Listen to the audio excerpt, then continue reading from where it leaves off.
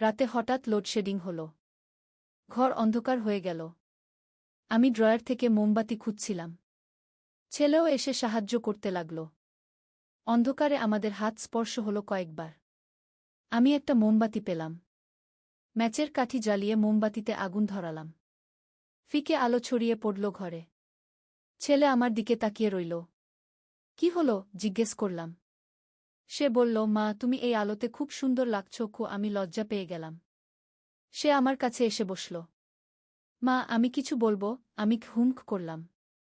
সে আমার হাত ধরে বলল, এই মোমবাতির আলোর মতোই আমি তোমার জীবন আলোকিত করতে চাই। তার কথায় আমার বুক ধক করে উঠল।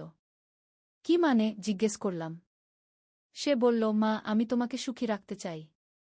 তোমার জীবনে আনন্দ আনতে চাই। আমি বললাম, তুই তো আনিস কি? সে মাথা নাড়ল। না মা, ছেলে হিসেবে নয়। আমি তোমার স্বামী হিসেবে তোমাকে খুশি রাখতে চাই। মোমবাতির আলো কাঁপছিল, আমার মনও কাঁপছিল। ছেলে তুই কি বলছিস? সে আমার মুখের দিকে তাকিয়ে বলল, আমি তোমাকে ভালোবাসি মা। আমি তোমাকে বিয়ে করব। অন্ধকার ঘরে শুধু আমাদের দুজনের ছায়া নাচছিল দেওয়ালে। এই গল্পটি সম্পূর্ণ শুনলে আপনাদের পানি অটোমেটিক বের হয়ে যাবে। যত দ্রুত সম্ভব হাতের কাছে টিস্যু নিয়ে বসে পড়ো। বিছানার চাদর যেন নষ্ট না হয় সেটা সম্পূর্ণ খেয়াল রাখার অনুরোধ জানিয়ে গল্পটি এখন শুরু করব। তার আগে সর্বশেষ অনুরোধ, দয়া করে এমন পানি বের করার গল্প নিয়মিত শুনতে আমাদের চ্যানেলটি সকলেই সাবস্ক্রাইব করুন। ধন্যবাদ। হ্যালো বন্ধুরা, আমার নাম মীরা খান। আমার বয়স 40 বছর।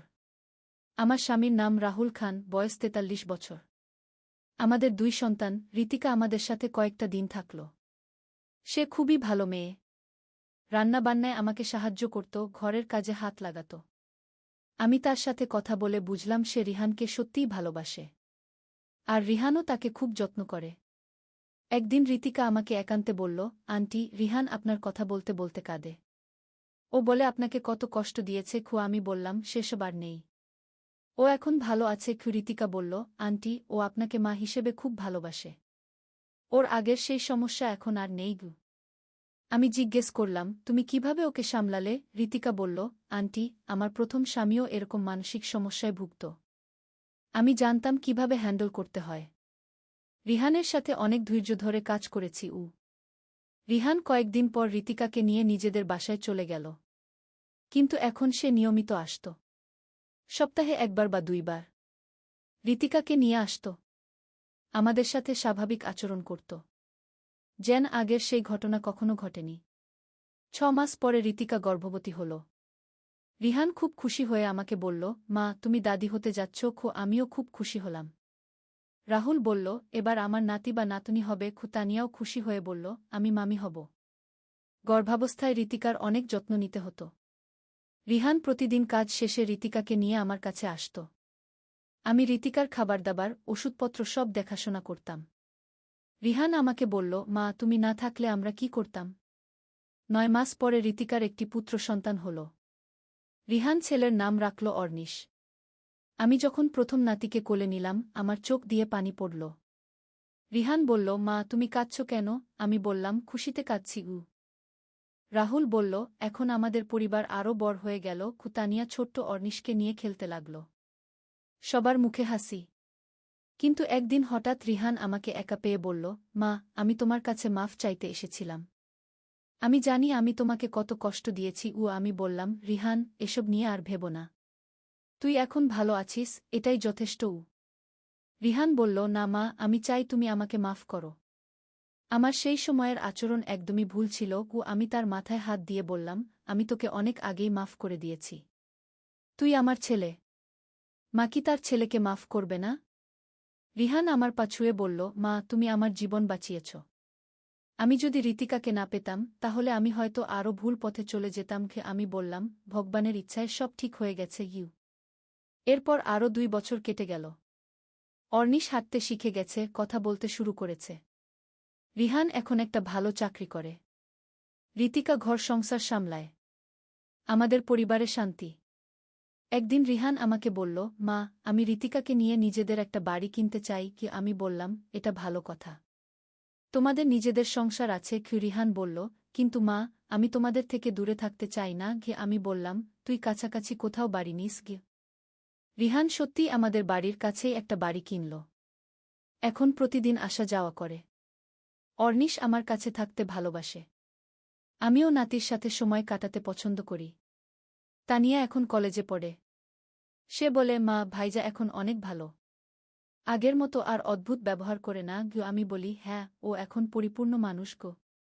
রাহুল মাঝে মাঝে বলে, রিহান যখন ঘর ছেড়ে গিয়েছিল তখন আমি ভেবেছিলাম আর ফিরবে না, কিন্তু সে ফিরে এসে আরও ভালো হয়েছে। আমি বলি, কিছু মানুষকে একটু দূরে যেতে হয়, তবেই তারা নিজেদের খুঁজে পায়। আজ অর্নিশের ৩য় জন্মদিন। আমরা সবাই মিলে পার্টি করছি। রিহান কেক কাটতে গিয়ে বলল, মা, তুমি প্রথমে কেক খাওয়াও। আমি অর্নিশকে কোলে নিয়ে কেক খাওয়ালাম। সবাই হাততালি দিল। ঋতিকা বলল, আন্টি, অর্নিশ আপনার মতো সুন্দর হয়েছে। আমি বললাম, ও আমার নাতি, আমার মতো হবে না তো কার মতো হবে? সবাই হেসে উঠল।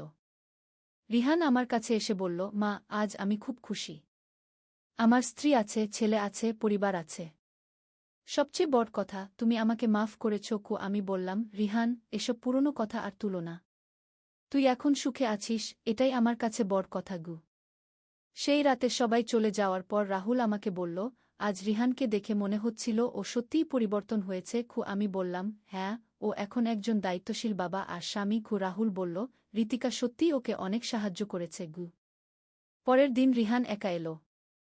সে বলল, মা, আমি তোমার সাথে একটা গুরুত্বপূর্ণ কথা বলতে চাই। আমি ভয় পেয়ে গেলাম। কি কথা? জিজ্ঞেস করলাম। রিহান বলল, মা, আমি চাই তুমি আমার সেই অতীতটা সম্পূর্ণ ভুলে যাও। আমি এখন নতুন রিহান। আমি বললাম, আমি তো ভুলেই গেছি। রিহান বলল, না মা, আমি জানি তুমি মাঝে মাঝে মনে করো। আমি চাই তুমি আমাকে শুধু তোর ছেলে হিসেবে দেখো, অন্য কিছু নয়। আমি তার মাথায় হাত দিয়ে বললাম, রিহান, তুই সব সময় আমার ছেলে ছিলি। সেটা কখনো পরিবর্তন হয়নি। রিহান আমাকে জড়িয়ে ধরে বলল, মা, তুমি পৃথিবীর সেরা মা। তুমি আমাকে কখনো ত্যাগ করনি। আমিও তাকে জড়িয়ে ধরলাম। মনে হলো আমার ছেলে সত্যিই ফিরে এসেছে। এখন আমাদের পরিবারের সবাই সুখে আছি। রিহান আর ঋতিকা তাদের নিজেদের সংসারে ব্যস্ত। অর্নিশ দিন দিন বড় হচ্ছে। তানিয়া পড়ালেখায় মনোযোগ দিয়েছে। রাহুল চাকরিতে ভালো করছে। আর আমি সবার যত্ন নিচ্ছি। মাঝে মাঝে ভাবি, যদি রিহান সেই দিন ঘর থেকে না চলে যেত তাহলে কি হতো? হয়তো সে কখনো নিজেকে ঠিক করতে পারত না। কখনো কখনো দূরত্ব মানুষকে কাছে আনে। রিহানের ক্ষেত্রেও তাই হয়েছে। আজ ঋতিকা আমাকে বলেছে যে তারা আবার বাচ্চা নিতে চায়। আমি খুশি হয়েছি। আরও একটা নাতি বা নাতনি পেলে আমার আনন্দ আরও বাড়বে। রিহান বলেছে, মা, এবার যদি মেয়ে হয় তাহলে তোমার নামে নাম রাখব। আমি বলেছি, যে নামই রাখো, আমি খুশি হব। এই হলো আমাদের পরিবারের গল্প। একসময় যে পরিবারে অশান্তি ছিল, আজ সেই পরিবারেই সুখ শান্তি। রিহান এখন একজন আদর্শ ছেলে, স্বামী আর বাবা। তার অতীতের সেই অন্ধকার সময়টা এখন স্বপ্নের মতো মনে হয়। আমি বুঝেছি যে কখনো কখনো মানুষ ভুল পথে চলে যায়, কিন্তু ভালোবাসা আর ধৈর্যের মাধ্যমে তাদের ফিরিয়ে আনা যায়। রিহানও ফিরে এসেছে। আর আমি আমার ছেলেকে ফিরে পেয়েছি। গল্পের শেষে এসে আমি সবাইকে বলতে চাই যে পারিবারিক বন্ধন খুবই গুরুত্বপূর্ণ, কিন্তু সেই বন্ধনের সীমা রক্ষা করতে হয়।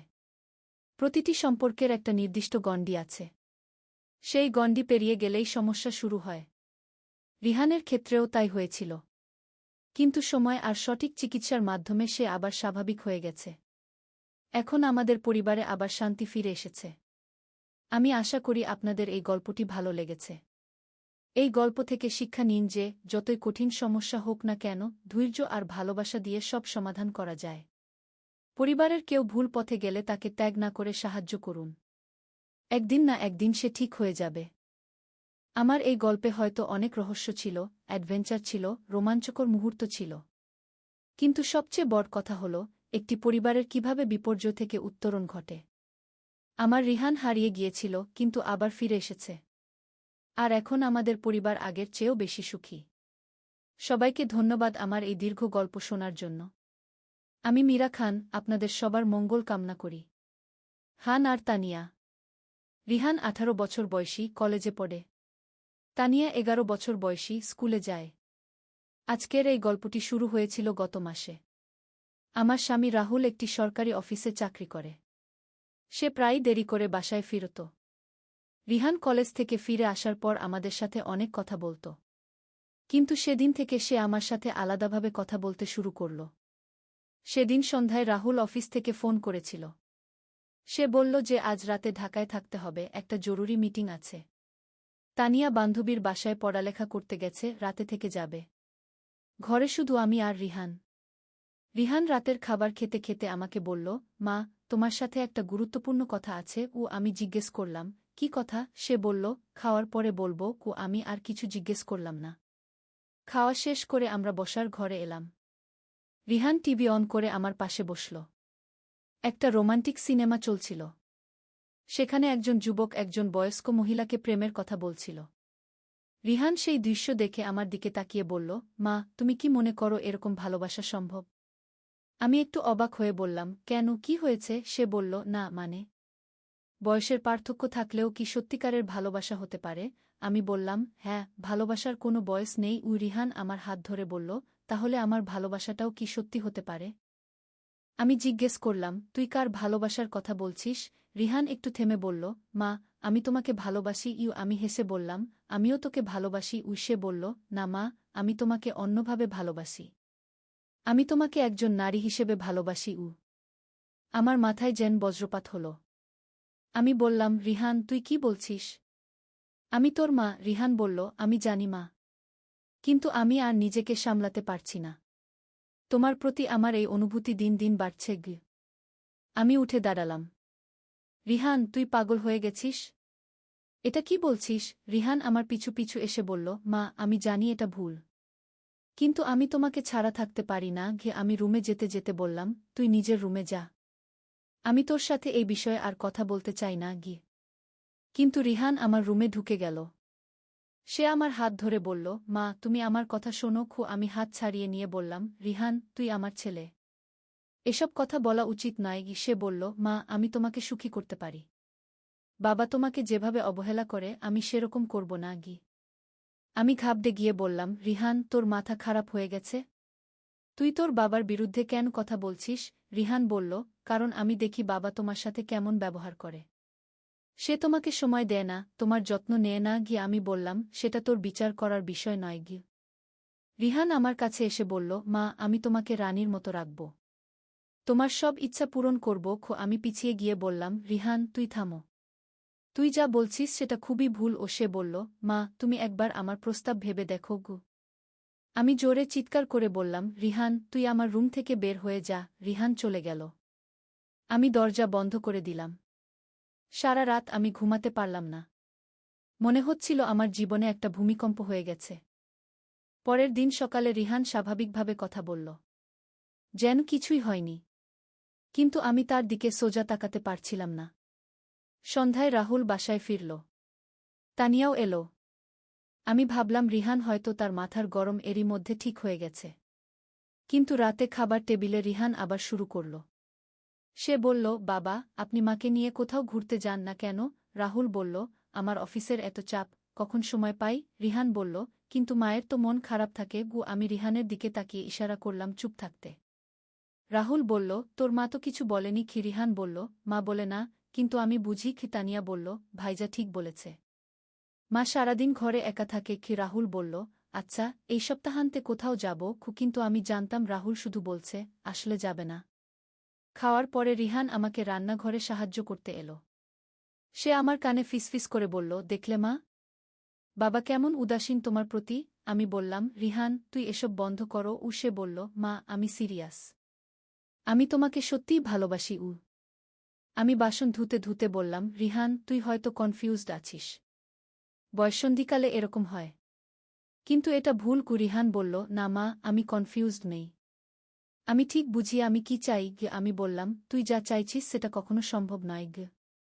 রিহান আমার পিছনে এসে দাঁড়িয়ে বলল, মা, তুমি যদি একবার আমার ভালোবাসা গ্রহণ করো, তাহলে বুঝবে আমি কত সত্যিকারের ভালোবাসি। আমি ঘুরে দাঁড়িয়ে বললাম, রিহান, তুই আমার ছেলে, আমি তোর মা, এর চেয়ে বড় কোনো বাধা নেই। রিহান বলল, মা, পৃথিবীতে অনেক অসম্ভব ভালোবাসার গল্প আছে, আমাদের ভালোবাসাও তেমনি একটা হতে পারে। আমি বললাম, রিহান, তুই একটা বই পড়িস, একটা সিনেমা দেখিস, এগুলো সব কাল্পনিক, বাস্তবে এসব হয় না। তারপর দিনগুলোতে রিহান আরও বেশি করে আমার কাছে আসতে শুরু করল। সে আমার কাজে সাহায্য করত, আমার সাথে গল্প করত, আমার পছন্দের জিনিস কিনে আনত। আমি চেষ্টা করতাম তার থেকে দূরত্ব বজায় রাখতে, কিন্তু সে ছাড়ত না। একদিন রাহুল অফিসে গেছে, তানিয়া স্কুলে। রিহানের কলেজ ছুটি। আমি রান্নাঘরে রান্না করছিলাম। রিহান এসে আমার পাশে দাঁড়াল। সে বলল, মা, আমি একটা কবিতা লিখেছি তোমার জন্য। আমি বললাম, রিহান, আমি এখন রান্না করছি, পরে বলিস। কিন্তু রিহান শুরু করে দিল, তোমার চোখে যে আলো জ্বলে, সেই আলোতে আমি পথ হারাই। তোমার হাসির যে মধুর ছন্দ, সেই ছন্দে আমি মন হারাই। আমি রান্না বন্ধ করে বললাম, রিহান, তুই থামো। এরকম কবিতা তুই আমার জন্য লিখতে পারিস না। রিহান বলল, কেন মা? আমি তো আমার হৃদয়ের কথা বলছি। আমি বললাম, তোর হৃদয়ে ভুল কথা আছে, তুই এগুলো ভুলে যা। রিহান আমার হাত ধরে বলল, মা, আমি পারছি না ভুলতে। প্রতিদিন তোমাকে দেখে আমার ভালোবাসা আরও বাড়ে। আমি হাত ছাড়িয়ে নিয়ে বললাম, রিহান, তুই অন্য কোনো মেয়ের কথা ভাবো। তোর বয়সী কোনো মেয়ে ছি। রিহান মাথা নাড়িয়ে বলল, না মা, আমি তোমার মতো কাউকে পাব না। সেদিনই রিহান আমাকে একটা চিঠি দিল। আমি চিঠিটা পড়তে চাইলাম না, কিন্তু রিহান জোর করে আমার হাতে দিল। চিঠিতে লেখা ছিল, প্রিয় মা, আমি জানি আমার এই ভালোবাসা তোমার কাছে অস্বাভাবিক মনে হচ্ছে, কিন্তু আমার হৃদয়ের এই অনুভূতি সত্যি। আমি তোমাকে একজন মা হিসেবেও ভালোবাসি এবং একজন নারী হিসেবেও ভালোবাসি। তুমি আমার জীবনের সবচেয়ে গুরুত্বপূর্ণ মানুষ। তোমাকে ছাড়া আমি বাঁচতে পারব না। আমার এই প্রেমটা একটা সুযোগ দাও। তোমার ভালোবাসায়, রিহান। চিঠিটা পড়ে আমার মাথা ঝিমঝিম করল। আমি বললাম, রিহান, তুই আমাকে খুবই বিপদে ফেলেছিস। আমি কি করব বুঝতে পারছি না। রিহান বলল, মা, তুমি শুধু হ্যাঁ বলো, আমি সব সামলে নেব। আমি বললাম, রিহান, এটা সম্ভব নয়। আমি তোর মা, তুই আমার ছেলে। এর বেশি কিছু হতে পারে না। রিহান বলল, মা, তুমি যদি আমাকে একটু সুযোগ দাও, তাহলে দেখবে আমি তোমাকে কত খুশি রাখতে পারি। আমি মাথা নেড়ে বললাম, না রিহান, আমি এই কথা আর শুনতে চাই না।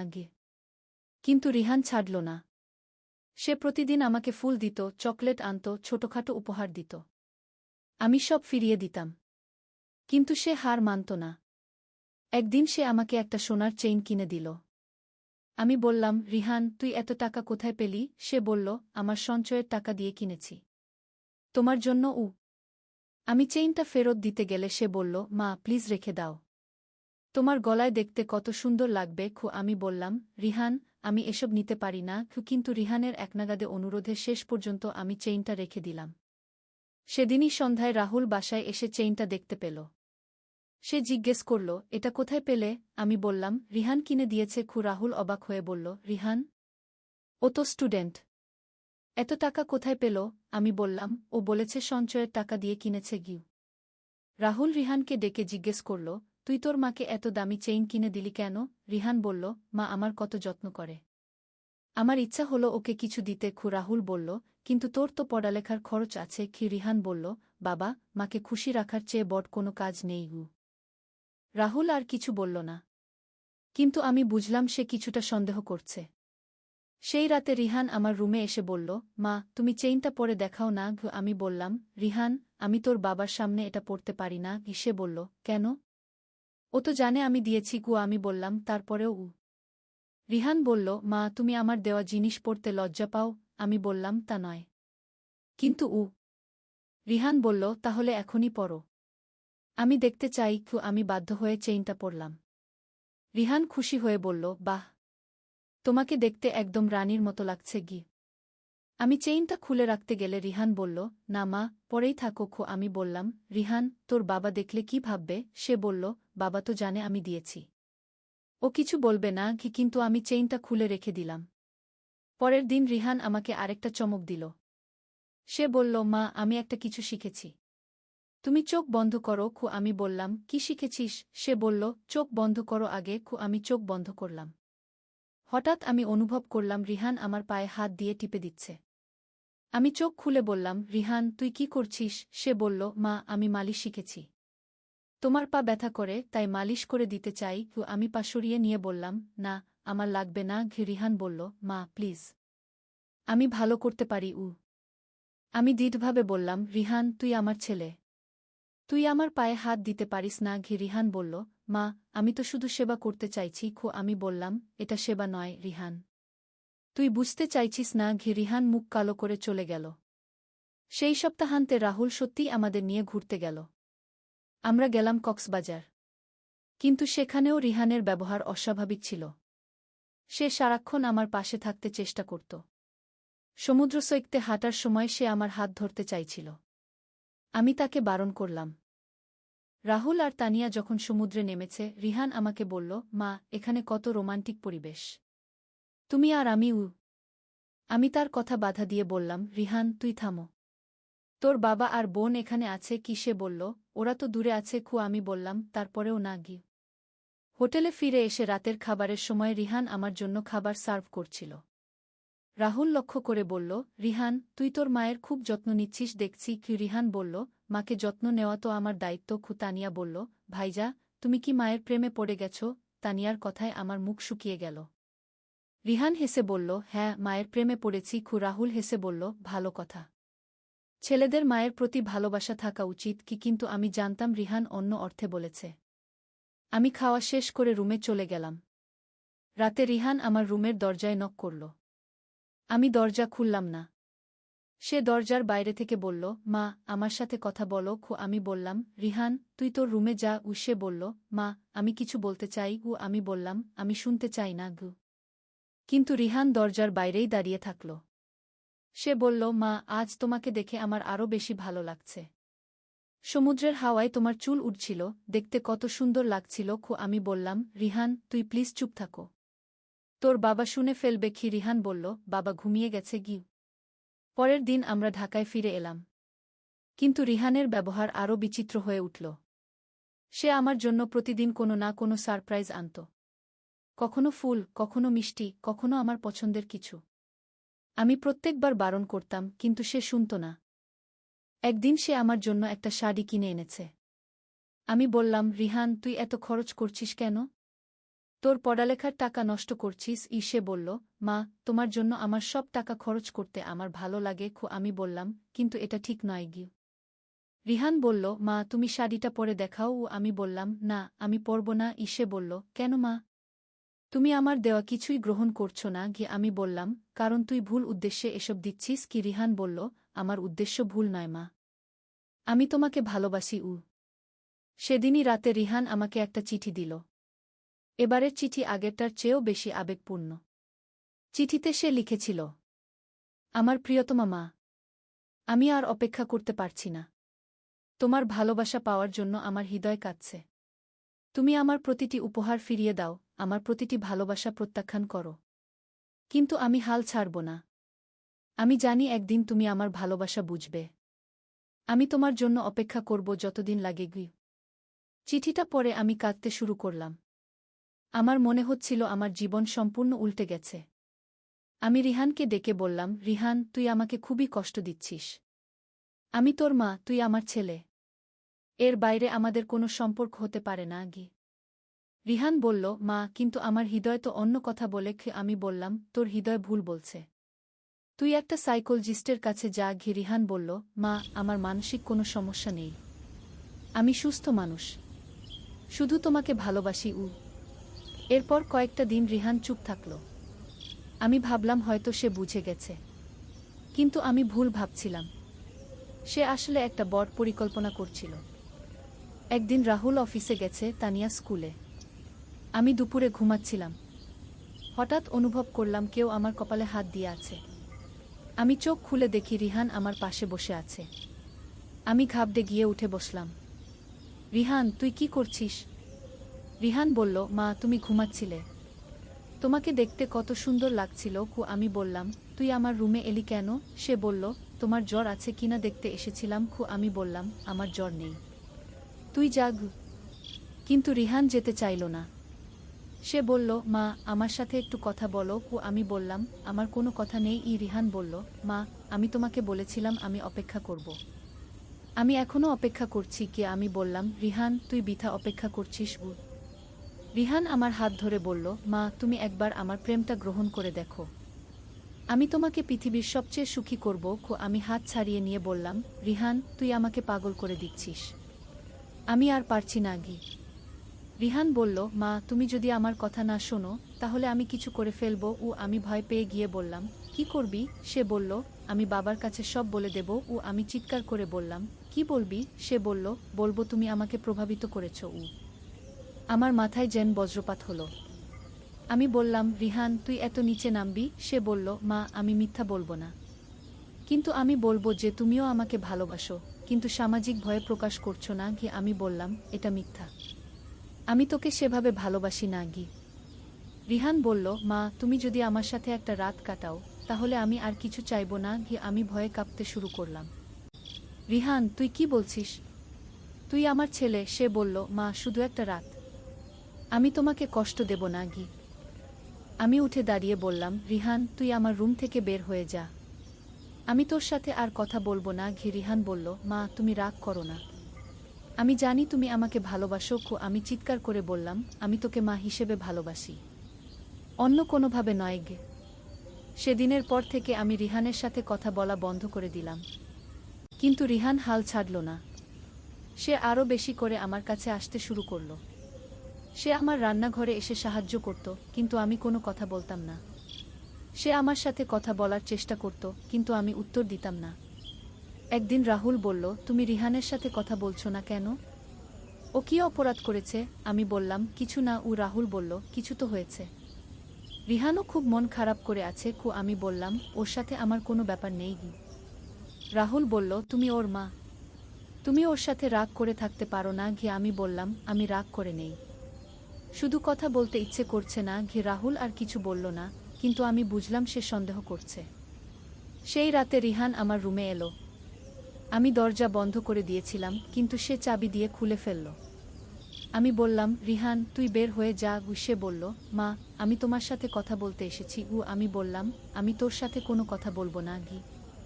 রিহান আমার পাশে এসে বসে বলল, মা তুমি আমার সাথে এভাবে রাগ করে থাকতে পারো না, আমি তোর ছেলে। আমি বললাম, তুই যদি আমার ছেলে হিসেবে ব্যবহার করতিস তাহলে আমি রাগ করতাম না ঘি। রিহান বলল, মা আমি তো তোমার ছেলেই, শুধু তোমাকে একটু বেশি ভালোবাসি। আমি বললাম, তোর এই বেশি ভালোবাসা আমি চাই না ঘি। রিহান বলল, মা তুমি যদি আমার ভালোবাসা গ্রহণ না করো তাহলে আমি সত্যিই কিছু করে ফেলবো। আমি ভয় পেয়ে গিয়ে বললাম, কি করবি? সে বলল, আমি ঘর ছেড়ে চলে যাব। আমি বললাম, তুই যেখানে খুশি যা ঘি। রিহান বলল, মা তুমি আমাকে চলে যেতে বলছো? আমি বললাম, তুই যদি ছেলে হিসেবে থাকতে পারিস তাহলে থাকো, নইলে চলে যা ঘি। রিহান কিছুক্ষণ চুপ থেকে বলল, ঠিক আছে মা, আমি চলে যাচ্ছি। পরের দিন সকালে রিহান সত্যিই বাসা থেকে চলে গেল। সে একটা চিঠি রেখে গেছে।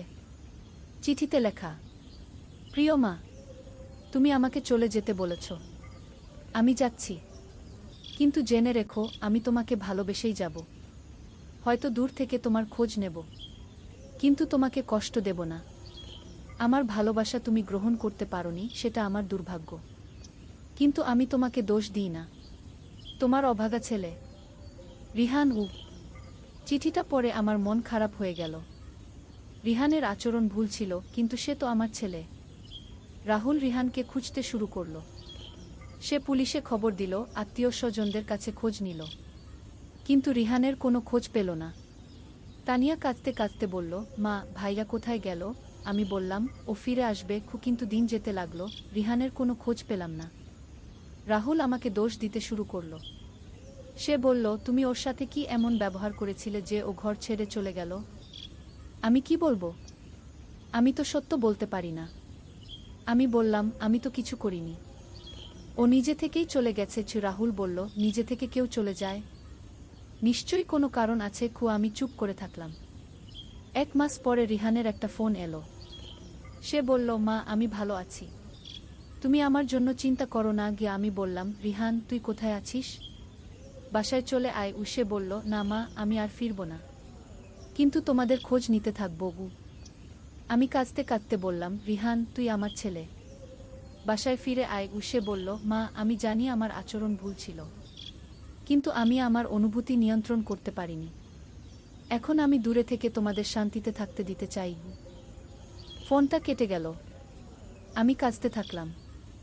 রাহুল এসে জিজ্ঞেস করল, কার ফোন? আমি বললাম, রিহানের উষে বলল, কি বলেছে? আমি বললাম, ও ভালো আছে, কিন্তু ফিরবে না। রাহুল রেগে গিয়ে বলল, কেন ফিরবে না? ও আমার ছেলে। আমি ওকে ফিরিয়ে আনব, কিন্তু রিহান আর কোনো ঠিকানা দেয়নি। ফোন নাম্বারটাও বন্ধ হয়ে গেছে। 6 মাস পরে আবার রিহানের ফোন এলো। এবার সে বলল, মা, আমি একটা চাকরি পেয়েছি। ভালোই আছি। আমি বললাম, রিহান, তুই প্লিজ বাসায় চলে আয়। আমি তোর জন্য কত চিন্তা করি। সে বলল, মা, আমি জানি তুমি আমার জন্য চিন্তা করো, কিন্তু আমি আর ফিরে গেলে আবার সেই সমস্যা হবে। আমি বললাম, তুই যদি ছেলে হিসেবে থাকিস তাহলে কোনো সমস্যা হবে না। রিহান হেসে বলল, মা, আমি চেষ্টা করেছিলাম, কিন্তু তোমার প্রতি আমার ভালোবাসা নিয়ন্ত্রণ করতে পারিনি। এখন আমি দূরে থেকে সেই ভালোবাসা লালন করি। এরপর মাঝে মাঝে রিহানের ফোন আসত। সে আমাদের খোঁজখবর নিত। তানিয়ার পড়ালেখা, রাহুলের চাকরি, আমার স্বাস্থ্য, সব বিষয়ে জিজ্ঞেস করত, কিন্তু বাসায় ফিরে আসার কথা আর বলতো না। 2 বছর পরে হঠাৎ একদিন রিহান বাসায় এলো, কিন্তু সে অনেক পরিবর্তন হয়ে গেছে। তার সাথে একটা মেয়েও এসেছে। সে বলল, মা, বাবা, এটা ঋতিকা। আমরা বিয়ে করেছি। আমি আর রাহুল অবাক হয়ে গেলাম। রাহুল বলল, তুই বিয়ে করেছিস? কখন? রিহান বলল, 6 মাস আগে। ঋতিকা আমাকে অনেক সাহায্য করেছে। আমি ঋতিকার দিকে তাকিয়ে দেখলাম সে একজন সুন্দর মেয়ে, আমার বয়সী। তার বয়স হবে 38-40-এর মতো। রিহান বলল, ঋতিকা আমার বসের মেয়ে, ডিভোর্সি। আমি যখন মানসিকভাবে ভেঙে পড়েছিলাম, ও আমাকে সামলেছে। ঋতিকা আমাকে প্রণাম করে বলল, আন্টি, আমি রিহানের সব কথা জানি। ও আপনাকে নিয়ে কত কথা বলে। আমি অবাক হয়ে বললাম, তুমি সব জানো? ঋতিকা বলল, হ্যাঁ আন্টি। রিহান আমাকে তার মনের কথা খুলে বলেছে। আমি ওকে বুঝিয়েছি যে এটা একটা মানসিক সমস্যা ছিল। রিহান আমার দিকে তাকিয়ে বলল, মা, আমি এখন বুঝতে পেরেছি আমার কি হয়েছিল। আমার এক ধরনের সাইকোলজিক্যাল প্রবলেম ছিল। ঋতিকা আমাকে কাউন্সেলিং করিয়েছে। এখন আমি স্বাভাবিক। আমি কাঁদতে শুরু করলাম। রিহান আমার কাছে এসে বলল, মা, আমি দুঃখিত। আমি তোমাকে কত কষ্ট দিয়েছি।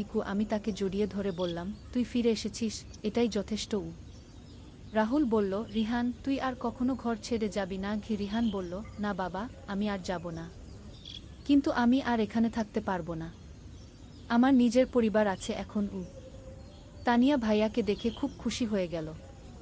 সে বলল, ভাইয়া, তুমি এতদিন কোথায় ছিলে? রিহান বলল, ভাইয়া একটু সমস্যায় পড়েছিল, এখন সব ঠিক হয়ে গেছে।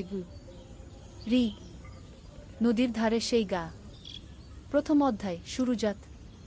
পদ্মা নদীর ধারে একটা ছোট্ট গ্রাম ছিল, নাম তার রূপসী গ্রাম। গ্রামের নাম শুনলেই মনে হতো কত সুন্দর হবে। আর সত্যিই গ্রামটা ছিল অপূর্ব সুন্দর। সবুজ ধানক্ষেত, নারিকেল আর সুপারি গাছের সারি, আর নদীর শীতল হাওয়া, সব মিলিয়ে এক স্বর্গের মতো জায়গা। এই গ্রামেই থাকতো একটা ছেলে, নাম তার আলম। বয়স তখন 17 কি 18 হবে। ফর্সা রং, লম্বা চুল, আর চোখে একটা স্বপ্ন, বড় হয়ে সে লেখক হবে। প্রতিদিন সন্ধ্যায় নদীর ধারে বসে সে লিখত তার ডায়েরিতে, কখনো কবিতা, কখনো গল্প, কখনো শুধু মনের কথা। আলমের বাবা মোক্তার সাহেব ছিলেন গ্রামের স্কুলের প্রধান শিক্ষক। মা রহিমা বেগম ছিলেন একজন নরম মনের মহিলা, যিনি সবসময় সবার জন্য রান্না করতেন। তাদের ছোট্ট টিনের চালের বাড়িটা ছিল গ্রামের মাঝখানে। আলমের একটা ছোট বোন ছিল, সামিয়া। বয়স তার 10 বছর। চঞ্চল, দুষ্টু, কিন্তু খুব মিষ্টি। সে সবসময় ভাইয়ের পিছন পিছন ঘুরত। ভাইয়া, আমাকে নিয়ে চলো না। এই ছিল তার প্রিয় সংলাপ। দ্বিতীয় অধ্যায়, নতুন প্রতিবেশী। একদিন গ্রামে নতুন একটা পরিবার এলো। তারা ঢাকা থেকে এসেছিল। বাবা একজন সরকারি চাকরিজীবী, বদলি হয়ে এই উপজেলায় এসেছেন। তাদের সাথে ছিল একটা মেয়ে, নাম তার তানিয়া। তানিয়া ছিল আলমের সমবয়সী। লম্বা চুল, বড় বড় চোখ, আর মুখে সবসময় একটা হাসি। সে ছিল খুবই পড়ুয়া। বই পড়তে তার খুব ভালো লাগত। প্রথম দিন যখন সে গ্রামের স্কুলে ভর্তি হলো, তখন সবাই অবাক হয়ে তাকে দেখছিল। শহুরে মেয়ে, কিন্তু কোনো অহংকার নেই। আলম আর তানিয়ার প্রথম দেখা হয়েছিল স্কুলের লাইব্রেরিতে। দুজনেই একই বই খুঁজছিল, রবীন্দ্রনাথের গোরা। তুমিও রবীন্দ্রনাথ পড়ো? আলম জিজ্ঞেস করেছিল। হ্যাঁ, আমার খুব প্রিয়। তুমি? তানিয়া হেসে জবাব দিয়েছিল। সেই থেকে তাদের বন্ধুত্ব শুরু। প্রতিদিন স্কুলে, লাইব্রেরিতে আর কখনো কখনো নদীর ধারে বসে তারা গল্প করত। সাহিত্য নিয়ে, জীবন নিয়ে, স্বপ্ন নিয়ে। তৃতীয় অধ্যায়, স্বপ্নের কথা। একদিন সন্ধ্যায় নদীর ধারে বসে আলম তানিয়াকে বলল, জানো, আমি বড় হয়ে লেখক হতে চাই। এমন গল্প লিখব যেগুলো মানুষের মন ছুঁয়ে যাবে। তানিয়া মৃদু হেসে বলল, তুমি পারবে। তোমার লেখার হাত খুব ভালো। তুমি যা লিখো তাতে আন্তরিকতা আছে। তুমি কি হতে চাও? আলম জিজ্ঞেস করল। আমি শিক্ষিকা হতে চাই। গ্রামের মেয়েদের পড়াতে চাই। দেখো না, এখানে কত মেয়ে স্কুলেই যায় না। আমি চাই সবাই পড়াশোনা করুক। তানিয়ার কথা শুনে আলম অবাক হল। এতটা সরল, এতটা নিঃস্বার্থ স্বপ্ন। তুমি সত্যিই অসাধারণ, আলম বলল। তানিয়া লজ্জা পেয়ে বলল, আরে না, আমি সাধারণ। তবে হ্যাঁ, আমি মানুষের জন্য কিছু করতে চাই। সেদিন থেকে আলমের মনে তানিয়ার জন্য একটা বিশেষ জায়গা তৈরি হলো। সে বুঝতে পারছিল না এটা কি অনুভূতি, কিন্তু তানিয়াকে না দেখলে তার দিন ভালো যেত না।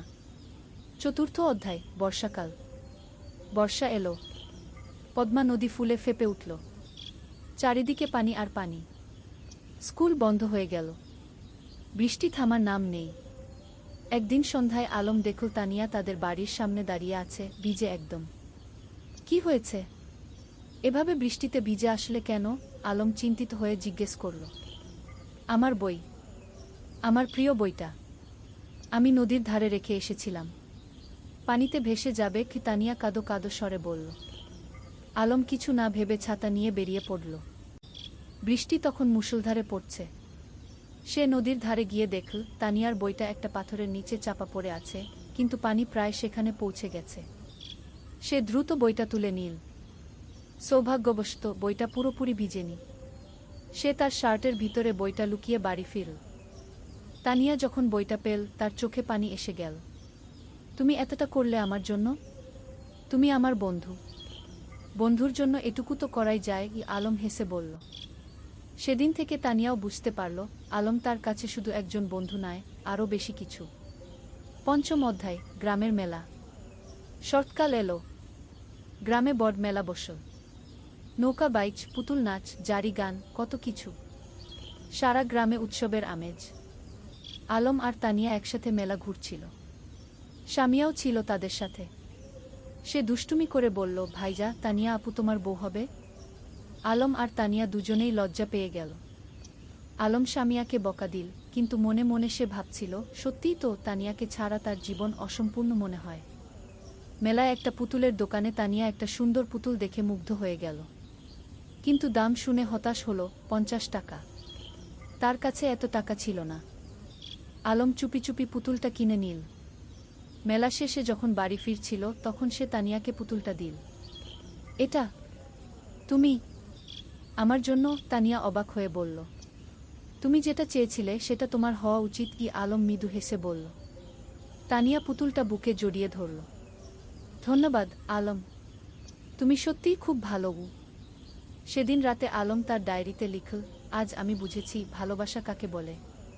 যাকে দেখলে বুক ভরে যায়, যার জন্য নিজের সবকিছু দিয়ে দিতে ইচ্ছা করে, সেই তো ভালোবাসা। ষষ্ঠ অধ্যায়, সংকট। কিন্তু জীবন তো সবসময় সুখের থাকে না। একদিন আলমের বাবা হঠাৎ অসুস্থ হয়ে পড়লেন। ডাক্তার বলল তাকে ঢাকায় নিয়ে যেতে হবে ভালো চিকিৎসার জন্য। আলম দুশ্চিন্তায় পড়ে গেল। ঢাকায় যেতে হলে অনেক টাকা লাগবে। তাদের পরিবার তো সচ্ছল নয়। তানিয়া যখন এ খবর পেল, সে তার বাবাকে বলল। তানিয়ার বাবা একজন ভালো মানুষ ছিলেন। তিনি আলমের বাবার চিকিৎসার জন্য টাকা দিতে রাজি হলেন। না না, এভাবে আমরা নিতে পারব না, মোক্তার সাহেব বললেন। আপনি আমার মেয়ের শিক্ষকের বাবা। আমার দায়িত্ব আপনার সেবা করা, তানিয়ার বাবা বললেন। শেষ পর্যন্ত আলমের বাবাকে ঢাকায় নিয়ে যাওয়া হলো। আলম আর তার মা তার সাথে গেল। স্বামিয়া থেকে গেল গ্রামে, তানিয়াদের বাড়িতে। ঢাকায় থাকতে হলো প্রায় 1 মাস। সেই 1 মাস আলম প্রতিদিন তানিয়াকে চিঠি লিখত। মোবাইল ফোন তো তখন সবার ছিল না। চিঠি ছিল যোগাযোগের মাধ্যম। তানিয়াও প্রতিদিন চিঠির অপেক্ষায় থাকত। আলমের চিঠি পড়ে সে বুঝতে পারত আলম কতটা কষ্টে আছে, কতটা দুশ্চিন্তায় আছে। সে নিজেও আলমের জন্য দোয়া করত। সপ্তম অধ্যায়, ফিরে আসা। অবশেষে মোক্তার সাহেব সুস্থ হয়ে উঠলেন। ডাক্তার বললেন এখন তিনি বাড়ি যেতে পারবেন, কিন্তু সতর্ক থাকতে হবে। যেদিন আলম গ্রামে ফিরল সেদিন পুরো গ্রাম খুশিতে আত্মহারা।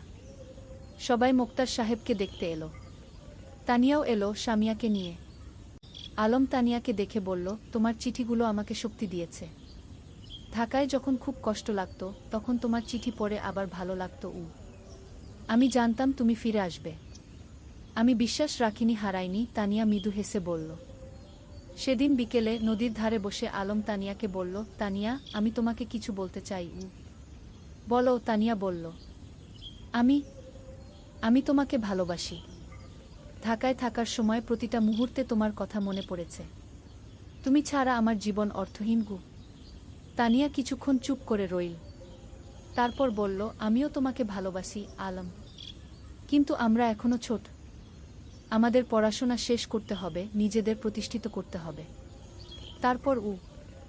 তারপর আমরা একসাথে থাকব। আলম তার কথা শেষ করল। হ্যাঁ, একসাথে থাকব। তানিয়া হেসে মাথা নাড়ল। অষ্টম অধ্যায়, সময়ের পরীক্ষা। পরের কয়েক বছর দ্রুত কেটে গেল। আলম আর তানিয়া দুজনেই খুব ভালো ছাত্র ছিল। এসএসসি পরীক্ষায় দুজনেই জিপিএ 5 পেল। এরপর তারা ঢাকায় কলেজে ভর্তি হল। আলম নটরডেম কলেজে আর তানিয়া হলিক্রস কলেজে। গ্রাম ছেড়ে শহরে আসতে হল।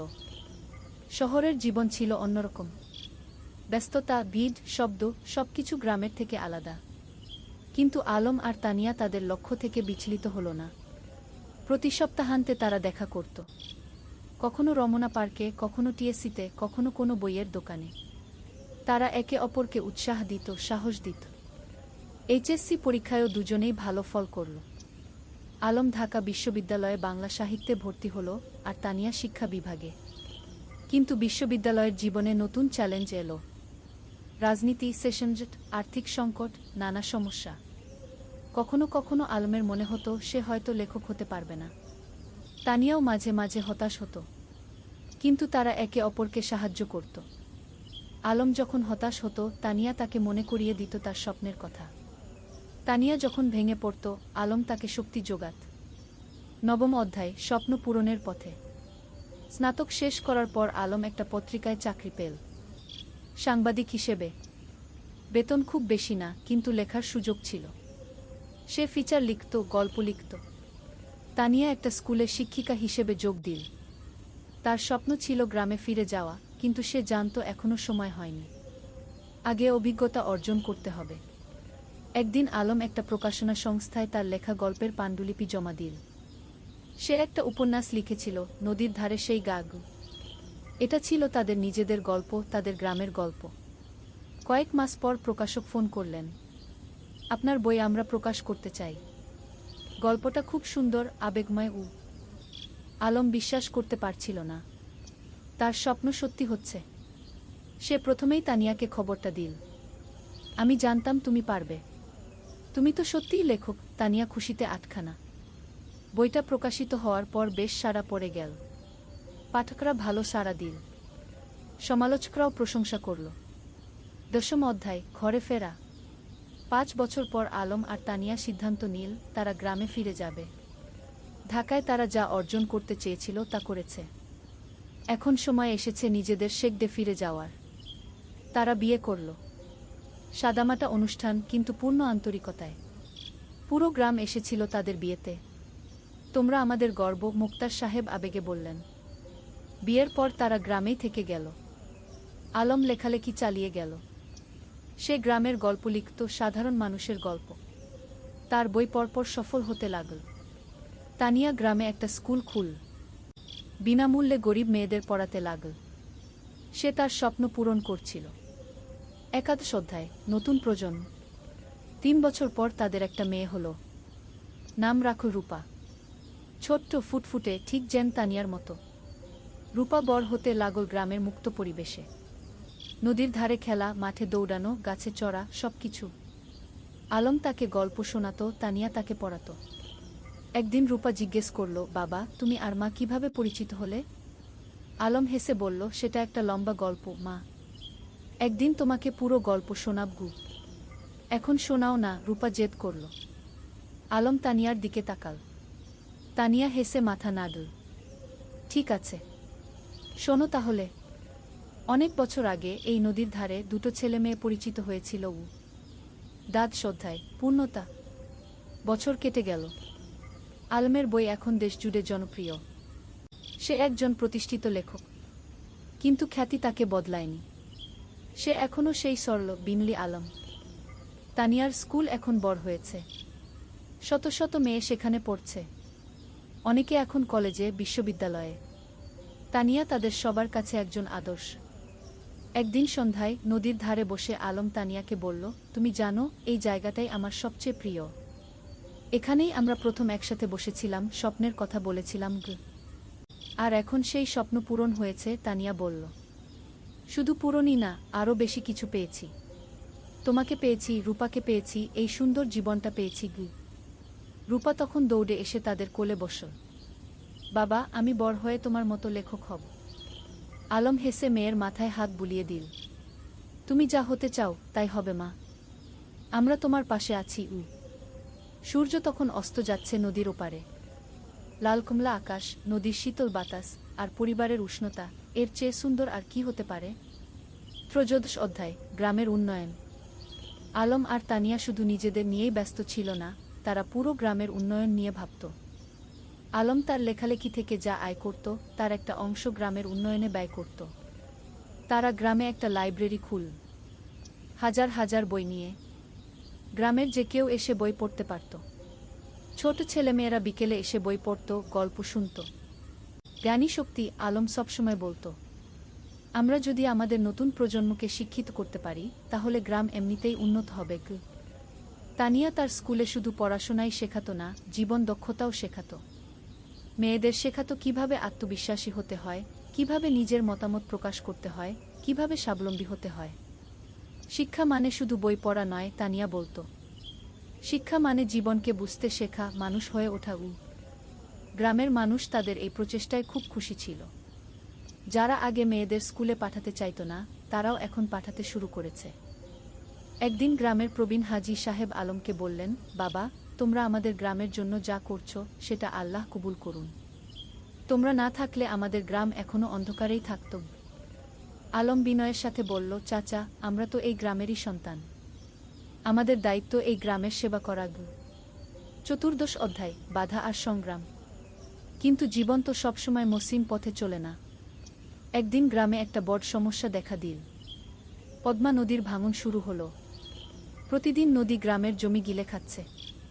অনেক পরিবার তাদের বাড়িঘর হারাচ্ছে। ফসলের জমি নদীতে তলিয়ে যাচ্ছে। মানুষ আতঙ্কিত। আলম আর তানিয়া বসে থাকল না। তারা একটা সভা ডাকল। পুরো গ্রামের মানুষ এলো। আমরা যদি একসাথে কাজ করি, তাহলে আমরা নদীর ভাঙন রোধ করতে পারব, আলম বলল। আমাদের সরকারের কাছে দরখাস্ত দিতে হবে, আমাদের নিজেদেরও কিছু পদক্ষেপ নিতে হবে। তারা একটা কমিটি গঠন করল। জেলা প্রশাসকের কাছে দরখাস্ত দিল। সংবাদপত্রে লিখল। আলম তার লেখনীর মাধ্যমে এই সমস্যা তুলে ধরল সারা দেশে। কয়েক মাসের সংগ্রামের পর সরকার নড়েচড়ে বসল। নদীর তীরে বাঁধ নির্মাণের কাজ শুরু হলো। ধীরে ধীরে ভাঙন থামল। গ্রামের মানুষ স্বস্তির নিঃশ্বাস ফেল। তোমরা আমাদের গ্রামকে বাঁচিয়েছ, একজন বৃদ্ধ আলমকে আশীর্বাদ করলেন। আমরা সবাই মিলে বাঁচিয়েছি, আলম বলল। এটা সবার প্রচেষ্টার ফল। পঞ্চদশ অধ্যায়, রূপার স্বপ্ন। রূপা এখন 10 বছরের। খুব মেধাবী মেয়ে। স্কুলে সব সময় প্রথম হয়। কিন্তু শুধু পড়াশোনায় নয়, সে খেলাধুলায়, গানেও ভালো। একদিন রূপা তার বাবা মাকে বলল, আমি ডাক্তার হতে চাই। গ্রামের মানুষদের সেবা করব। আলম আর তানিয়া খুশি হল। তাদের মেয়ে অন্যের সেবা করতে চায়, এর চেয়ে বড় গর্বের আর কি হতে পারে? তুমি যা হতে চাও, আমরা তোমাকে সাহায্য করব, তানিয়া বলল। কিন্তু রূপার একটা শর্ত ছিল। আমি ঢাকায় না, গ্রামেই থাকব। এখানেই পড়ব, এখানেই ডাক্তারি করব। আলম হেসে বলল, কেন মা? ঢাকায় তো ভালো সুযোগ পাবে। বাবা, তুমি আর মা যেমন গ্রামে ফিরে এসেছ, আমিও তাই চাই। গ্রামের মানুষদের সবচেয়ে বেশি সাহায্যের দরকার। এই কথা শুনে আলমের চোখে পানি এসে গেল। তার মেয়ে তার আদর্শকে ধারণ করছে। রূপা খুব পরিশ্রমী ছিল। প্রতিদিন ভোরে উঠে পড়াশোনা করত। মায়ের স্কুলে ছোটদের পড়াতে সাহায্য করত। বাবার লেখার কাজেও হাত লাগাত। রূপা, তুমি এত কাজ করো, ক্লান্ত হয়ে যাও না? তানিয়া একদিন জিজ্ঞেস করল। না মা, আমি যখন মানুষের উপকার করি তখন আমার ভালো লাগে। ক্লান্তি লাগে না, রূপা হেসে জবাব দিল। শ্রদ্ধায় পুরস্কার। আলমের লেখালেখি এখন দেশের সীমা পেরিয়ে গেছে। তার বই অনুবাদ হয়েছে বিভিন্ন ভাষা। বিদেশেও পাঠক তৈরি হয়েছে। একদিন একটা খবর এলো, আলম জাতীয় সাহিত্য পুরস্কার পেতে যাচ্ছে। এটা দেশের সর্বোচ্চ সাহিত্য পুরস্কার। পুরো গ্রাম আনন্দে উদ্বেলিত। আমাদের আলম জাতীয় পুরস্কার পাবে, সবাই গর্ব করে বলতে লাগল। পুরস্কার দেওয়ার অনুষ্ঠান হলো ঢাকায়। প্রধানমন্ত্রী নিজে পুরস্কার তুলে দিলেন আলমের হাতে। আপনার লেখা আমাদের গ্রাম বাংলার প্রকৃত চিত্র তুলে ধরে, প্রধানমন্ত্রী বললেন। আপনি দেশের গর্ব। আলম বিনয়ের সাথে পুরস্কার নিল। তার মনে পড়ল সেই দিনগুলোর কথা, যখন সে নদীর ধারে বসে স্বপ্ন দেখত লেখক হওয়ার। পুরস্কার পাওয়ার পর আলম একটা বক্তৃতা দিল। এই পুরস্কার শুধু আমার একার নয়, এটা আমার স্ত্রী তানিয়ার, আমার মেয়ে রূপার, আমার গ্রামের সব মানুষের। তারা আমাকে অনুপ্রাণিত করেছে, সাহস দিয়েছে। তানিয়ার চোখে খুশির অশ্রু। তার স্বামী এত বড় সম্মান পেল, কিন্তু তবুও সে নিজের কৃতিত্ব সবার সাথে ভাগ করে নিচ্ছে। সপ্তদশ অধ্যায়, তানিয়ার স্বীকৃতি। আলমের পুরস্কার পাওয়ার 1 বছর পর তানিয়াও একটা সম্মান পেল। সরকার তাকে সেরা শিক্ষক পুরস্কার দিল। তার স্কুল থেকে যে মেয়েরা বের হয়ে গেছে তারা এখন বিভিন্ন ক্ষেত্রে প্রতিষ্ঠিত। কেউ ডাক্তার, কেউ ইঞ্জিনিয়ার, কেউ শিক্ষক, কেউ উদ্যোক্তা। পুরস্কার নেওয়ার সময় তানিয়া বলল, আমি শুধু বীজ বপন করেছি। এই মেয়েরাই আমার আসল পুরস্কার। তারা নিজেদের প্রতিষ্ঠিত করেছে, সমাজে অবদান রাখছে। তার স্কুলের একজন প্রাক্তন ছাত্রী, যে এখন একজন সফল ব্যবসায়ী, মঞ্চে উঠে এসে বলল, ম্যাডাম না থাকলে আমি আজ এখানে থাকতাম না। তিনি আমাকে শুধু পড়াশোনাই শেখাননি, আত্মবিশ্বাস শিখিয়েছেন। রূপা তখন মঞ্চের নিচে বসে মায়ের দিকে তাকিয়েছিল, গর্বিত চোখে। আমার মা সত্যিই সেরা, সে মনে মনে বলল। অষ্টাদশ অধ্যায়, সময়ের প্রবাহ। আরও কয়েক বছর কেটে গেল। রূপা এখন 8ম শ্রেণীতে। খুব ভালো ছাত্রী। তার স্বপ্ন ডাক্তার হওয়ার, সেই স্বপ্ন এখনও অটুট। আলম এখনও লিখে যাচ্ছে। তার নতুন একটা উপন্যাস বের হলো, জোছনা রাতের স্বপ্ন। এটাও বেশ জনপ্রিয় হলো। তানিয়ার স্কুল এখন অনেক বড়। 300 জন ছাত্রী, 10 জন শিক্ষক, একটা পূর্ণাঙ্গ শিক্ষা প্রতিষ্ঠান। গ্রামটাও অনেক বদলে গেছে। এখন পাকা রাস্তা, বিদ্যুৎ, স্বাস্থ্যকেন্দ্র, সবকিছু আছে। কিন্তু গ্রামের আত্মা, সেই সারল্য, সেই ভালোবাসা, সেটা আছে অক্ষুণ্ণ। একদিন সন্ধ্যায় পুরো পরিবার নদীর ধারে বসেছিল। আলম, তানিয়া, রূপা আর শামিয়া। শামিয়া এখন বিবাহিত, তার একটা ছেলে আছে। ভাইয়া, মনে আছে যখন আমি ছোট ছিলাম, তুমি আর ভাবি এখানে বসে গল্প করতে? শামিয়া হেসে বলল। মনে আছে, আলম হেসে বলল। সেই সময়গুলো কত সুন্দর ছিল। এখনকার সময়ও কম সুন্দর নয়, তানিয়া বলল। আমরা একসাথে আছি, সুস্থ আছি, খুশি আছি, এর চেয়ে বড় সৌভাগ্য আর কি? রূপা বলল, বাবা, তোমার আর মায়ের মতো আমিও একজন ভালো মানুষকে জীবনসঙ্গী হিসেবে পেতে চাই। আলম মেয়ের মাথায় হাত রেখে বলল, তুমি পাবে মা। তবে তার আগে তোমার স্বপ্ন পূরণ করো। ডাক্তার হও, তারপর জীবনসঙ্গী খুঁজবে। 49 অধ্যায়, নতুন চ্যালেঞ্জ। রূপা এসএসসি পরীক্ষা দিল। ফলাফল বেরোলো, জিপিএ 5। পুরো গ্রাম খুশি। আলম আর তানিয়া গর্বিত। কিন্তু এখন একটা বড় সিদ্ধান্ত নিতে হবে। রূপা ডাক্তার হতে চায়, আর তার জন্য তাকে মেডিকেল কলেজে ভর্তি হতে হবে। কিন্তু গ্রামে তো মেডিকেল কলেজ নেই। বাবা, আমি ঢাকা মেডিকেলে ভর্তি হতে চাই, রূপা বলল। আলম একটু চিন্তিত হলো। কিন্তু তুমি তো বলেছিলে গ্রামে থাকবে। হ্যাঁ বাবা, আমি গ্রামে ফিরে আসব। কিন্তু ভালো ডাক্তার হতে হলে ভালো প্রতিষ্ঠান থেকে পড়তে হবে। আমি 5 বছর ঢাকায় থাকব, তারপর ফিরে আসব এবং গ্রামে একটা হাসপাতাল খুলব। তানিয়া বলল, মেয়েটা ঠিকই বলছে। আমরাও তো ঢাকায় গিয়ে পড়াশোনা করেছিলাম, তারপর ফিরে এসেছি। রূপা ঢাকা মেডিকেল কলেজে ভর্তি হলো। প্রথম দিকে গ্রাম ছেড়ে যেতে খুব কষ্ট হচ্ছিল, কিন্তু সে জানত এটা তার লক্ষ্যের জন্য প্রয়োজন। আলম আর তানিয়া প্রতি মাসে ঢাকায় যেত মেয়েকে দেখতে। রূপা ফোনে প্রতিদিন কথা বলত। বিংশ অধ্যায় পরিবারের বন্ধন। 5 বছর খুব দ্রুত কেটে গেল। রূপা ডাক্তার হয়ে গেল, এমবিবিএস পাস করে ভালো ফলসহ। এখন তার সামনে অনেক সুযোগ। ঢাকার বড় বড় হাসপাতাল তাকে চাকরির অফার দিচ্ছে। কিন্তু রূপার লক্ষ্য অন্য। বাবা, আমি গ্রামে ফিরে আসছি, রূপা ফোনে বলল। তুমি নিশ্চিত? ঢাকায় তো অনেক ভালো সুযোগ, আলম বলল। বাবা, আমার স্বপ্ন তো ঢাকায় বড় ডাক্তার হওয়া নয়। আমার স্বপ্ন গ্রামের মানুষের সেবা করা। রূপা গ্রামে ফিরে এলো। গ্রামের মানুষ তাকে মাথায় করে নিয়ে এলো। আমাদের নিজের ডাক্তার। সে একটা ছোট ক্লিনিক খুলল। বিনামূল্যে গরিব মানুষদের চিকিৎসা দিতে লাগল। যাদের সামর্থ্য আছে তারা দিত, যাদের নেই তাদের কাছ থেকে কিছু নিত না। তুমি কিভাবে চালাবে এভাবে? আলম একদিন জিজ্ঞেস করল। বাবা, তুমি তো লেখক হয়েছ মানুষের সেবা করার জন্য, মা শিক্ষিকা হয়েছে সেবার জন্য। আমিও তাই। টাকা পয়সা পরে দেখা যাবে। আলম মেয়েকে জড়িয়ে ধরল। তুমি আমাদের গর্ব। 1 অধ্যায় নতুন সঙ্গী। রূপা যখন ক্লিনিকে ব্যস্ত তখন একদিন একজন তরুণ ডাক্তার এলো। তার নাম ফাহিম। সে ঢাকা থেকে এসেছে গ্রামাঞ্চলে স্বেচ্ছাসেবা করতে। ফাহিম আর রূপা একসাথে কাজ করতে লাগল। দুজনেই একই স্বপ্ন দেখে, গ্রামের মানুষের সেবা করা। ধীরে ধীরে তাদের মধ্যে বন্ধুত্ব হলো। তারপর সেই বন্ধুত্ব ভালোবাসায় রূপান্তরিত হলো। একদিন ফাহিম আলমের কাছে এলো। চাচা, আমি রূপাকে বিয়ে করতে চাই। আলম হেসে বলল, তুমি কি রূপাকে জিজ্ঞেস করেছ? হ্যাঁ, সে রাজি। ফাহিম লজ্জা পেয়ে বলল। তানিয়া খুশিতে আটখানা। আমার মেয়ে একজন ভালো মানুষ পেয়েছে। রূপা আর ফাহিমের বিয়ে হলো। সাদামাটা কিন্তু আন্তরিক অনুষ্ঠান। পুরো গ্রাম এসেছিল। বিয়ের পর তারা দুজন মিলে ক্লিনিক চালাতে লাগল। তারা স্বপ্ন দেখে গ্রামে একটা বড় হাসপাতাল করার।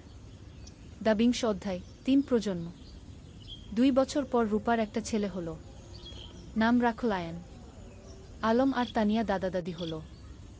দেখো আমাদের নাতি, আলম আবেগে বলল।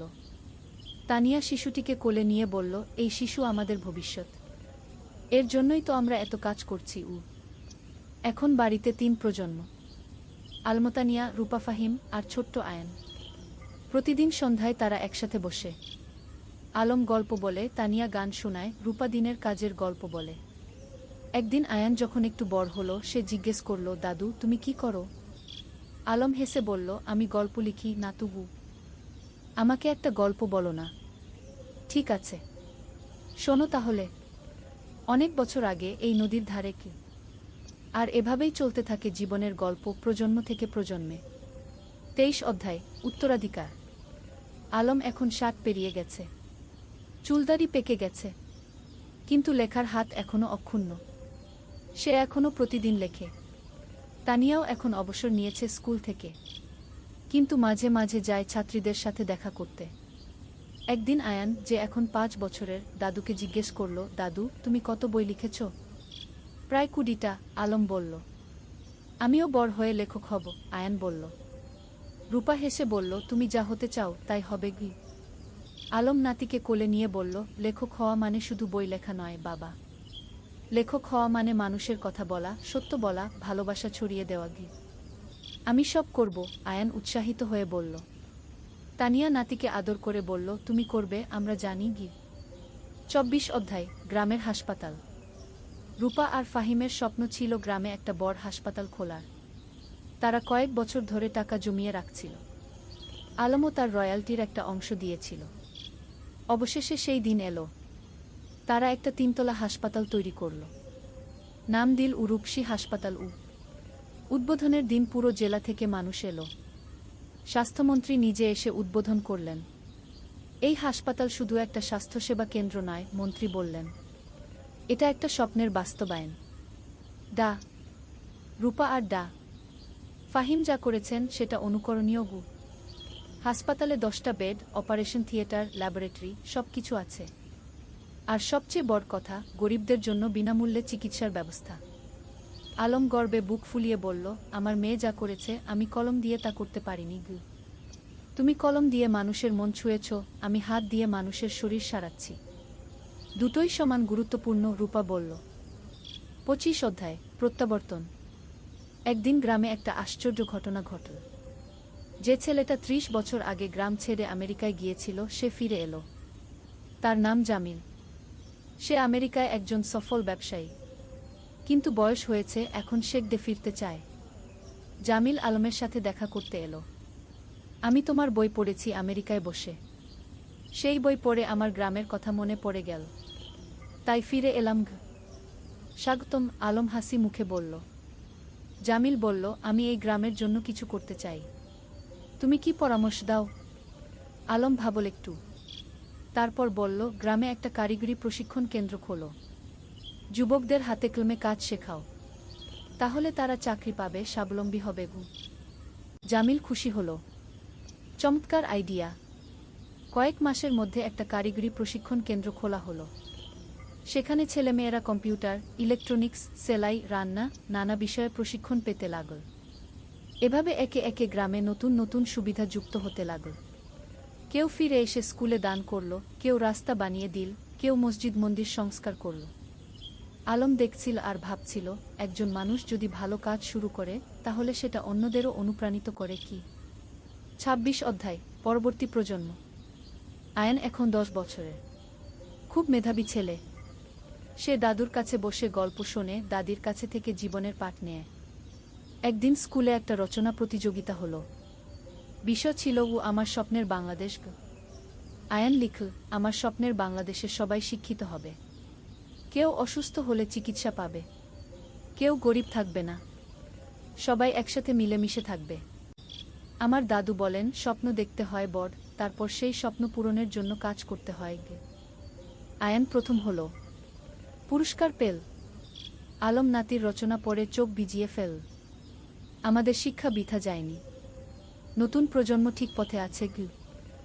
২৭ অধ্যায়, জীবনের সন্ধ্যা। আলম এখন ৬৫ পেরিয়ে গেছে।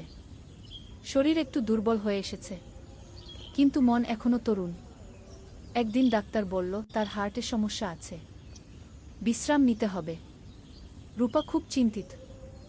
বাবা, তুমি এখন আর এত কাজ করবে না, বিশ্রাম নাও। কিন্তু আলম কি থেমে থাকার মানুষ? সে এখনও লেখে, মানুষের সাথে দেখা করে, গ্রামের উন্নয়নের কাজে যুক্ত থাকে। তানিয়া বলল, তুমি একটু শান্ত হও। আমরা এত কাজ করেছি, এখন পরের প্রজন্মকে দায়িত্ব দাও। তুমি ঠিক বলছো, আলম মেনে নিল। কিন্তু আমার একটা শেষ ইচ্ছা আছে। কি? তানিয়া জিজ্ঞেস করল। আমি আমাদের জীবনের গল্পটা লিখতে চাই, একটা আত্মজীবনী, যাতে পরের প্রজন্ম জানতে পারে আমরা কিভাবে স্বপ্ন দেখেছিলাম, কিভাবে সেই স্বপ্ন পূরণ করেছিলাম। তুমি লেখো, তানিয়া হেসে বলল। আমি তোমাকে সাহায্য করব। ২৮ অধ্যায়, শেষ বই। পরের ৬ মাস আলম লিখল তার জীবনের গল্প। নদীর ধারে সেই গা, একটি জীবন কথা কি নাম দিল। বইটাই ছিল তাদের প্রথম দেখা, প্রথম প্রেম, সংগ্রাম, সফলতা, ব্যর্থতা, সবকিছু। বই প্রকাশিত হওয়ার পর দেশজুড়ে সাড়া পড়ে গেল। মানুষ পড়ল আর অনুপ্রাণিত হল। একজন পাঠক চিঠি লিখল, আপনার বই পড়ে আমি বুঝেছি স্বপ্ন দেখা আর তা পূরণ করা সম্ভব। আমিও এখন আমার গ্রামে ফিরে যাব, কিছু করব। আলম এই চিঠি পড়ে খুশি হল। দেখো তানিয়া, আমাদের জীবন বৃথা যায়নি, আমরা মানুষকে অনুপ্রাণিত করতে পেরেছি। ২৯ অধ্যায়, বিদায়। এক শীতের সকালে আলম ঘুম থেকে উঠল না। তার হার্ট অ্যাটাক হয়েছে। রূপা যতই চেষ্টা করল, কিছু করতে পারল না। আলম চলে গেল। পুরো গ্রাম শোকে মুহ্যমান। আমাদের আলম চলে গেল, সবাই কাঁদল। তানিয়া কান্নায় ভেঙে পড়ল। তুমি আমাকে একা ফেলে চলে গেলে। রূপা মাকে সান্ত্বনা দিল। মা, বাবা চলে যায়নি, তার লেখায় সে বেঁচে আছে, তার কাজে সে বেঁচে আছে, আমাদের মধ্যে সে বেঁচে আছে। আলমের জানাজায় হাজার হাজার মানুষ এলো। তাকে সমাহিত করা হলো গ্রামের কবরস্থানে, নদীর পাশে, যেখানে সে জীবনের অনেকটা সময় কাটিয়েছে। ৩০ অধ্যায়, উত্তরাধিকার, শেষ অধ্যায়। আলমের মৃত্যুর পর তানিয়া ভেঙে পড়েনি, সে আরও শক্ত হয়েছে। আলম চলে গেছে, কিন্তু তার স্বপ্ন চলে যায়নি। আমাকে সেই স্বপ্ন বাঁচিয়ে রাখতে হবে। সে গ্রামের লাইব্রেরিটাকে কি আলম স্মৃতি লাইব্রেরিকে নাম দিল। সেখানে আলমের সব বই রাখা হলো। রূপা হাসপাতালে আরও বেশি মনোযোগী হল। বাবা চাইতেন আমি মানুষের সেবা করি, আমি তাই করব। ফাহিম তার পাশে থেকে সাহায্য করল। আয়ান, যে এখন 15 বছরের, দাদুর মতো লিখতে শুরু করল। সে গল্প লেখে, কবিতা লেখে। একদিন আয়ান তানিয়াকে তার লেখা একটা গল্প দেখাল। গল্পের নাম দাদুর স্বপ্ন। তানিয়া পড়ল। চোখে পানি এলো। তোমার দাদু বেঁচে আছে তোমার মধ্যে গি। বছরের পর বছর কেটে গেল। গ্রামটা আরও উন্নত হল। কিন্তু আলমকে কেউ ভুলল না। প্রতি বছর তার জন্মদিনে গ্রামে একটা সাহিত্য উৎসব হয়। তরুণ লেখকরা আসে, তাদের লেখা পড়ে। তানিয়া এখন 80 পেরিয়ে গেছে, কিন্তু এখনও প্রতিদিন স্কুলে যায়, ছাত্রীদের দেখে আসে। একদিন এক তরুণী তানিয়াকে জিজ্ঞেস করল, ম্যাডাম, আপনার আর আলম স্যারের গল্পটা কি সত্যি? তানিয়া হেসে বলল, হ্যাঁ, প্রতিটা শব্দ সত্যি। আমরা স্বপ্ন দেখেছিলাম, আর সেই স্বপ্ন পূরণ করেছিলাম। আমিও কি পারবো? তরুণী জিজ্ঞেস করল। অবশ্যই পারবে, তানিয়া দৃঢ়তার সাথে বলল। শুধু স্বপ্ন দেখো, তারপর সেই স্বপ্ন পূরণের জন্য কাজ করো। আর কখনো হাল ছেড়ো না। সেদিন সন্ধ্যায় নদীর ধারে বসে তানিয়া আকাশের দিকে তাকাল। আলম, তুমি কি দেখছো? আমরা যা শুরু করেছিলাম তা এখনো চলছে। তোমার স্বপ্ন বেঁচে আছে। নদীর জল কুলকুল করে বয়ে যাচ্ছে। বাতাসে যেন আলমের কণ্ঠস্বর ভেসে এলো, আমি জানতাম তুমি পারবে। আমরা একসাথে এই স্বপ্ন দেখেছিলাম, তুমি তা বাঁচিয়ে রেখেছ। ধন্যবাদ তানিয়া। তানিয়া হাসল। চোখে পানি, কিন্তু মুখে হাসি। ধন্যবাদ তোমাকে আলম। তুমি আমার জীবনকে অর্থবহ করেছিলে। সমাপ্তি। এই ছিল আলম আর তানিয়ার গল্প। দুটো সাধারণ মানুষ, যারা অসাধারণ স্বপ্ন দেখেছিল। আর সেই স্বপ্ন শুধু নিজেদের জন্যই ছিল না, ছিল সবার জন্য। আজও রূপসী গ্রামে যদি যাও, দেখবে আলম স্মৃতি লাইব্রেরি, তানিয়া বালিকা বিদ্যালয়, রূপসী হাসপাতাল, সবকিছু দাঁড়িয়ে আছে। এগুলো শুধু ভবন নয়, এগুলো স্বপ্নের বাস্তবায়ন। আর নদীর ধারে, যেখানে একদিন দুটো তরুণী বসে স্বপ্ন দেখেছিল, সেখানে এখন একটা ফলক লাগানো আছে। তাতে লেখা, যেখানে স্বপ্ন শুরু হয়েছিল। আলম ও তানিয়া, দুই স্বপ্নদ্রষ্টা, দুই সেবক, যারা প্রমাণ করেছেন স্বপ্ন দেখলে এবং কাজ করলে সবকিছুই সম্ভব। শিক্ষা, জীবনে স্বপ্ন দেখো বড়, তারপর সেই স্বপ্ন পূরণের জন্য নিরলসভাবে কাজ করো। নিজের জন্য নয়, সবার জন্য কিছু করার চেষ্টা করো। তাহলেই জীবন সার্থক হবে।